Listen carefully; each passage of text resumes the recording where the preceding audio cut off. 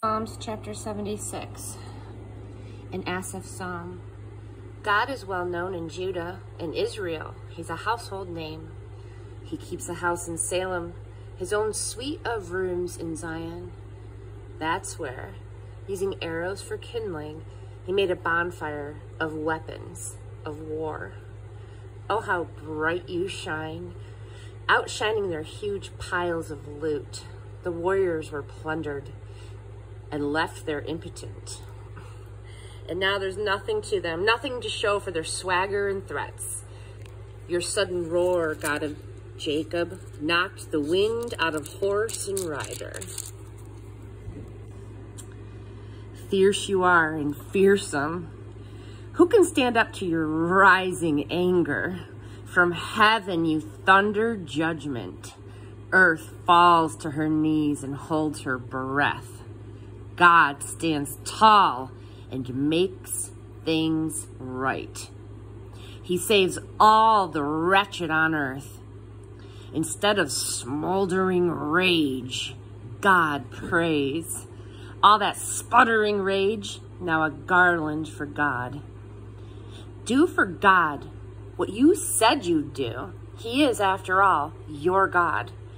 Let everyone in town bring offerings to the one who watches our every move. Nobody gets by with anything. No one plays fast and loose with him. Chapter 77, an Asaph psalm. I yell out to my God. I yell with all my might. I yell at the top of my lungs, and he listens. I found myself in trouble and went looking for my Lord. My life was an open wound that wouldn't heal. When friends said, everything will turn out all right, I didn't believe a word that they said. I remember God and shake my head. I bow my head and then I wring my hands. I'm awake all night, not a wink of sleep. I can't even say what's bothering me. I go over the days one by one. I ponder the years gone by. I strum my lute all through the night, wondering how to get my life together. Will the Lord walk off and leave us for good? Will he never smile again? Is his love worn threadbare? Has his salvation promise burned out? Has God forgotten his manners? Has he angrily stalked off and left us? Just my luck, I said. The high God goes out of business the moment I need him. Once again, I'll go over what God has done. Lay out on the table the ancient wonders. I'll ponder all the things that you've accomplished and give a long, loving look at your acts. Oh God, your way is holy. No God is great like God. You're the God who makes things happen. You showed everyone what you can do. You pulled your people out of the worst kind of trouble. You rescued the children of Jacob and Joseph. Ocean saw you in action, God. Saw you and trembled with fear. Deep ocean was scared to death. Clouds belched buckets of rain. Sky exploded with thunder, your arrows flashing this way and that. From whirlwind came your thundering voice. Lightning exposed the world. Earth reeled and rocked. You strode right through ocean, walked straight through roaring ocean, but nobody saw you come or go. Hidden in the hands of Moses and Aaron, you led your people like a flock of sheep. Chapter 78, an Asaph psalm. Listen, dear friends, to God's truth. Bend your ears to what I tell you. I'm chewing on the morsel of a proverb. I'll let you in on the sweet old truths, stories we heard from our fathers, counsel we learned at our mother's knee. We're not keeping this to ourselves. We're passing it along to the next generation. God's fame and fortune in the marvelous things that he has done. He planted a witness in Jacob. He set his word firmly in Israel, then commanded our parents to teach it to their children, so the next generation would know, and all the generations to come know the truth and tell the story so their children can trust in God, never forget the works of God, but keep his commands to the letter.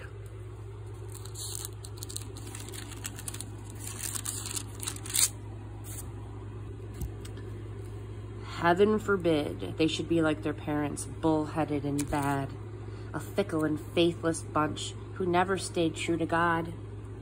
The Ephraimites, armed to the teeth, ran off when the battle began.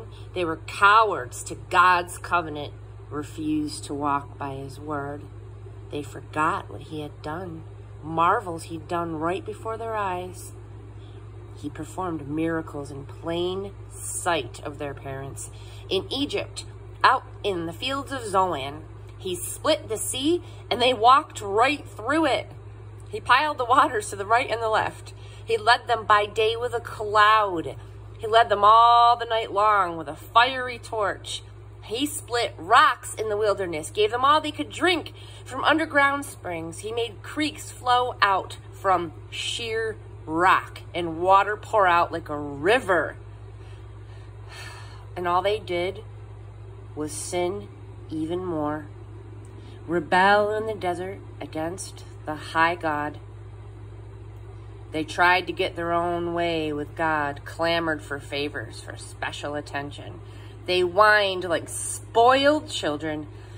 Why can't God give us a decent meal in this desert? Sure, he struck the rock and the water flowed, creeks cascaded from the rock, but how about some fresh baked bread, or how about a nice cut of meat? When God heard that, he was furious. His anger flared against Jacob. He lost his temper with Israel. It was clear they didn't believe God, had no intention of trusting in his help, but God helped them anyway. He commanded the clouds and gave orders that opened the gates of heaven. He rained down showers of manna to eat. He gave them the bread of heaven. They ate the bread of the mighty angels. He sent them all the food that they could eat. He let the east wind break loose from the skies, gave a strong push to the south wind. This time it was birds that rained down, succulent birds, an abundance of birds. He aimed them right for the center of their camp. All around their tents, there was birds. They ate and had their fill. He handed them everything they craved on a platter, but their greed knew no bounds.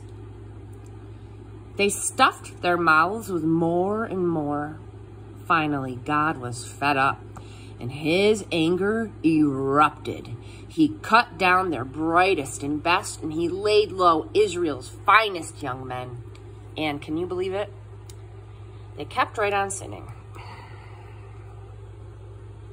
All those wonders, and they still wouldn't believe. So their lives dribbled off to nothing, nothing to show for their lives but a ghost town. When he cut them down, they came running for help. They turned and pled for mercy. They gave witness that God was their rock, that high God was their redeemer. But they didn't mean a word of it. They lied through their teeth the whole time. They could not have cared less about him. They wanted nothing to do with his covenant. And God? Compassionate. He forgave the sin. He didn't destroy. Over and over, he reined in his anger, restrained his considerable wrath. He knew what they were made of. He knew there wasn't much to them. How often in the desert they had spurned him, tried his patience in those wilderness years. Time and again, they pushed him to the limit, provoked Israel's holy God, and how quickly they forgot what he'd done. Forgot their day of rescue from the enemy.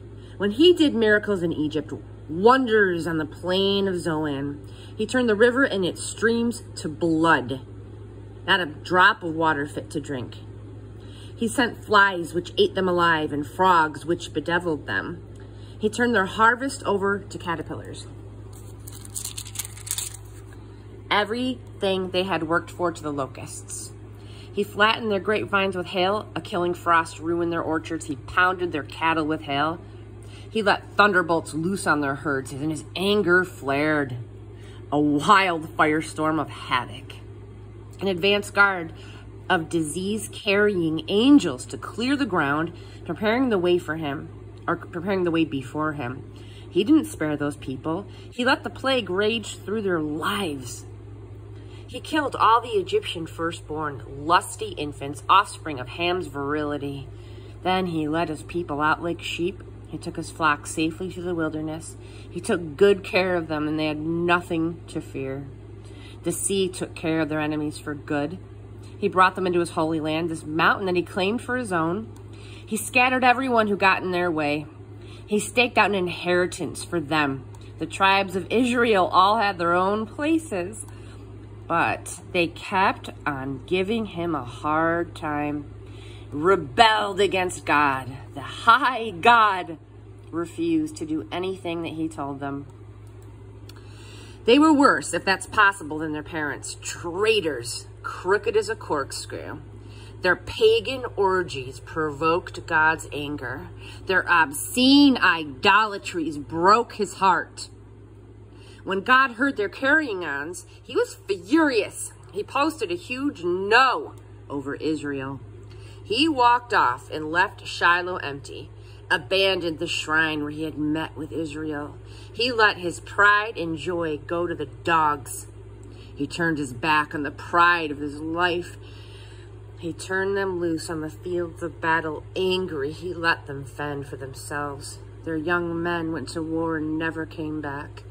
Their young women waited in vain. Their priests were massacred, and their widows never shed a tear. Suddenly, the Lord was up on his feet, like someone roused from some deep sleep, shouting like a drunken warrior. He hit his enemies hard, sent them running, yelping, not daring to look back. He disqualified Joseph as leader, told Ephraim he didn't have what it takes, and he chose the tribe of Judah instead. Mount Zion, which he loved so much. He built his sanctuary there, resplendent, solid and lasting as the earth itself. Then he chose David, his servant, handpicked him from his work in all of the sheep pens. One day, he was caring for the ewes and their lambs, and the next day God had him shepherding Jacob, his people Israel, his prized possession. His good heart made him a good shepherd. He guided the people wisely and well. We read up to chapter 79 in Psalms. Have a wonderful Tuesday.